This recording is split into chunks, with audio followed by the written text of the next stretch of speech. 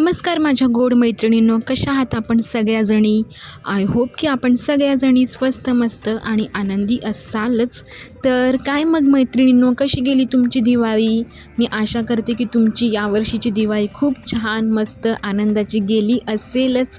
तर माझीसुद्धा दिवाळी खूप छान मस्त मजेत गेली. आणि आजचा आपला हा व्हिडिओ जो आहे तो शेवटचा दिवाळी स्पेशल व्हिडिओ असणार आहे. तर दिवाळीचे हे दिवस कसे पटकन निघून जातात ना, हे कोणालाच समजत नाही, स्पेशली आपल्या गृहिणींना. कारण की आपण आपल्या घरातल्या कामांमध्ये, दिवाळीच्या तयारीमध्ये, फराळामध्ये इतके व्यस्त होतो ना, की सण आला कधी आणि गेला कधी हे आपल्यालासुद्धा कळत नाही. आणि शेवटच्या दिवशी म्हणजेच भाऊबीजेच्या दिवशी प्रत्येक गृहिणी असेल, सासूरवाशीण असेल, ही आपल्या माहेरी जाते. छान 2 क्षण जे आहे ते आपल्या घरच्यांसोबतसुद्धा आपण एन्जॉय करतो आणि पुन्हा आपल्या घरी आपण येतो, हो की नाही? तर मैत्रिणींनो, दिवाळीचा फराळ माझा जसा बनवून होत होता तसे मी त्याचे शॉर्ट्स व्हिडिओसुद्धा टाकले आणि त्याला तुम्ही खूप पसंती दिली. आणि आता शेवटचा फराळ म्हणजेच माझा राहिला होता करंजी बनवण्याचा. तर इकडे मी आता करंजी बनवत आहे. इकडे मी रवा आणि आपलं जे सुकं खोबरं असतं त्याचा वापर करून इकडे खुसखुशीत अशा करंज्या केल्या होत्या. आणि खरंच ह्याचं जे सारण होतं ना, ते खूप छान झालं होतं आणि घरामध्ये सगळ्यांना ह्या करंज्या खूप आवडल्या. आणि दुसऱ्या दिवशी होता माझा वाढदिवस, म्हणजेच 1 नोव्हेंबरला माझा वाढदिवस होता. अगदी साधा सिंपल फॅमिलीसोबत आम्ही सेलिब्रेट केला. तर त्या दिवशी मी आणि प्रशिक मंदिरामध्ये गेलो होतो. त्यानंतर त्याला हॉटेलमध्ये सुद्धा खाण्याची इच्छा झाली होती. तर त्याला पनीर क्रिस्पी खूप आवडतं. तर त्याला पनीर क्रिस्पी खाण्यासाठी जवळच्याच एका हॉटेलमध्ये आम्ही गेलो होतो, जे आमच्या घराशेजारीच आहे तिकडे. त्यानंतर आम्ही मंदिरामध्ये सुद्धा गेलो. हे मंदिरसुद्धा आमच्या घरापासून थोडंसं लांब अंतरावर आहे, पण इतकं पण लांब नाही आहे, तिथे आम्ही जाऊ शकतो. तर तिकडे मी प्रशिकला घेऊन गेली होती. आणि तिकडे जाऊन तुम्ही बघू शकता, प्रत्येक देवाकडे जाऊन तो अशा पद्धतीने नतमस्तक होऊन पाया पडत होता. आणि हे त्याला मी अजिबात सांगत नव्हती, तो स्वतःहून देवांच्या पाया पडत होता, त्यांचे आशीर्वाद घेत होता आणि काहीतरी देवांकडे तो मागत होता मनातल्या मनात. तो काही मला सांगत नव्हता ते, पण खूप छान वाटलं.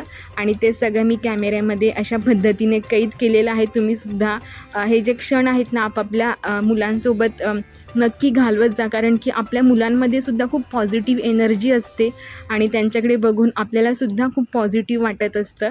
तर मंदिरातनं आम्ही संध्याकाळी घरी आलो. आणि मग शेजारी आमची फॅमिली फ्रेंड आहेत, तर ते सुद्धा आले होते. आणि प्रशिकचं म्हणणं होतं की माझाच वाढदिवस आहे, आईचा वाढदिवस नाही आहे, त्यामुळे केक वगैरे त्यानेच कट केला. तर आईंनी आणि माझ्या फ्रेंडने दोघींनी माझं औक्षण केलं आणि त्यानंतर केक कट केला. आणि त्यानंतर छोट्याशा गप्पा-टप्पा अशा सुरू असतातच कोणी घरी आलं की. तर छान असा साधा सिंपल वाढदिवस फॅमिलीने माझ्या सेलिब्रेट केला सासरी. तर खूप छान वाटलं.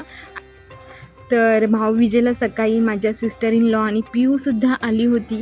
तर त्यांच्यासोबतसुद्धा छान टाईम स्पेंड केला. छान अशी मी पावभाजी केली होती सगळ्यांसाठी. तर पावभाजी वगैरे आम्ही एन्जॉय केली. आणि त्यानंतर प्रशिक आणि मी सुद्धा निघाली होती माझ्या माहेरी, सगळ्यांचा निरोप घेऊन, सगळ्यांच्या गाठी घेऊन. तर प्रशिक आणि पिऊची छान अशी मज्जा मस्ती सुरू होती. आणि दोघांचीसुद्धा भाऊबीज जी आहे ती आम्ही सेलिब्रेट केली दुपारीच. छान पिऊने जे आहे ते औक्षण केलं प्रशिकचं. तर छान वाटलं. लहान मुलांचीसुद्धा भाऊबीज बघताना खूप मजा येते, इंटरेस्टिंग वाटतं. आणि ह्या सगळ्या ज्या गोष्टी आहेत ना, नवीन असतात लहान मुलांसाठी. आणि दोघांचंही म्हणणं होतं की आज रक्षाबंधनच आहे. आणि आम्ही म्हणजे दोघंही म्हणत होते की आज रक्षाबंधन आहे, पिऊ मला राखी बांधणार. ती पण म्हणत होती की मी प्रशिकला राखी बांधणार, त्याला ओवाळणार. म्हणजे हा जो डिफरन्स असतो ना सणांमधला, हा हळूहळू मुलांनासुद्धा समजतो. आणि जेव्हा आपण ह्या सगळ्या गोष्टी आपल्या घरामध्ये सेलिब्रेट करतो, आपले जे काही सण उत्सव असतील, तर ते जेव्हा आपण सेलिब्रेट करतो ना, तेव्हाच आपल्या येणाऱ्या पिढीलासुद्धा ते कळतात, समजतात, त्याचं महत्त्वसुद्धा समजतं. त्यामुळे या सगळ्या गोष्टी आपल्या घरात का होईना, अगदी साध्या पद्धतीने का होईना, आपण साजरा करणंसुद्धा तितकंच महत्त्वाचं आहे. कारण की आपण जेव्हा ह्या सगळ्या गोष्टी करू, आपले सण समारंभ, आपली संस्कृती जेव्हा आपण जपू ना, तेव्हाच त्या पुढच्या पिढीलासुद्धा समजतील आणि पुढे जाऊनसुद्धा त्या जपल्या जातील, हो की नाही? तर इकडे बघू शकता लहान बाळांचं छान असं इथे भाऊबीज सेलिब्रेशन सुरू होतं. आणि त्यानंतर आम्ही दोघंही घरी आलो इकडे माझ्या माहेरी. तर इकडे सुद्धा माझ्या सगळ्या बहिणी, मावस बहिणी, भाऊ वगैरे सगळे जमले होते. तर छान असं फटाके फोडण्याचा कार्यक्रम सुरू होता. जास्त फटाके आम्ही नाहीच फोडत, जसं जसं आम्हाला समजायला लागलं तसं तसं, कारण की भरपूर मोठ्या प्रमाणात याचं प्रदूषण होतं आणि फटाके बनवण्यासाठी लहान मुलांचा वापर केला जातो हे सुद्धा आपल्या बऱ्याच जणांना माहिती नसेल कदाचित. त्यामुळे बऱ्याच गोष्टी ज्या आहेत ना, म्हणजे 100मधनं फक्त 1% जे आहेत ते आम्ही आता फटाके फोडत आहोत. पण आता हे सुद्धा पुढच्या वर्षी नसणार आहे, म्हणजे 0 फटाके फोडणं हा आमचा एक हे असणार आहे, उद्देश असणार आहे. तर इकडे माझे जे काही म्हणजे मोठ्या बहिणीची मुलं वगैरे होती, माझे भाचे वगैरे, तर ते सुद्धा सगळे आले होते. तर खूप छान वाटलं. सगळ्या फॅमिलीने इतकं सुंदर सेलिब्रेशन केलं. एक मेमोरेबल क्षण ठरला आमच्या सगळ्यांसाठीच हा. तर एक छोटासा रीलसुद्धा मी टाकला होता. तर तो सुद्धा तुम्हाला सगळ्यांना खूप आवडला आणि प्रशिकला हे सगळं बघायला खूप आवडत होतं, फटाक्या वगैरे, पण तो खूप घाबरत होता, म्हणून तो लांबूनच हे सगळं एन्जॉय करत होता.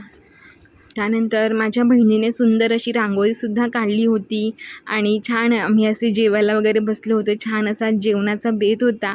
तर सगळी फॅमिली जी आहे, पूर्ण कुटुंब एकत्र होतं आणि खूप मजा येते सगळेजण जमलो की. मस्त एकत्र जेवण वगैरे होतं, गप्पा गोष्टी सुरू असतात सगळ्यांच्या एकमेकांच्या आणि लहान मुलंसुद्धा असतात, त्यांच्यासुद्धा गमती जमती सुरू असतात. तर ह्या ज्या क्लिप्स आहेत ना, थोड्याशा मागे पुढे झालेल्या आहेत. तर सगळ्यात आधी आम्ही औक्षण वगैरे केलं होतं, त्यानंतर जेवण केलं होतं आणि त्याच्यानंतर आम्ही फटाके उडवायला गेलो होतो. पण एडिटिंगच्या वेळेस ह्या सगळ्या क्लिप्स आहेत ना, शफल झाल्या इकडे तिकडे. त्यामुळे व्हॉईस ओव्हर करताना मी तुम्हाला जसं मला क्लिप्स येतात समोर तसं मी सांगत आहे.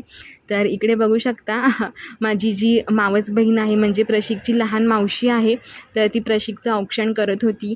त्यानंतर माझ्या बाबांनासुद्धा मी छान असं औक्षण केलं, बाबांचं, भावाचंसुद्धा औक्षण केलं आणि बाकी सगळ्या बहिणींनीसुद्धा भावाचं औक्षण वगैरे केलं.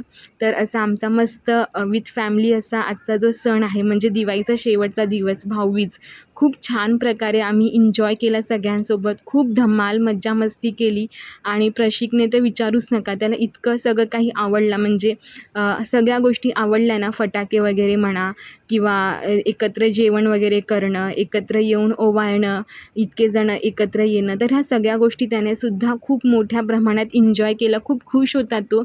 तर मैत्रिणींनो, आजचा हा माझा फॅमिली व्लॉग तुम्हाला नक्कीच आवडला असेल आणि तुमचीसुद्धा दिवाळी जी आहे ती अशाच पद्धतीने पूर्ण फॅमिलीसोबत, कुटुंबासोबत अशीच पॉझिटिव्हली गेली असेल अशी मला अपेक्षा आहेच आणि प्रत्येकाची दिवाळी जी आहे ती अशीच दरवर्षी आनंदाने साजरी व्हावी हीच एक प्रार्थना आहे.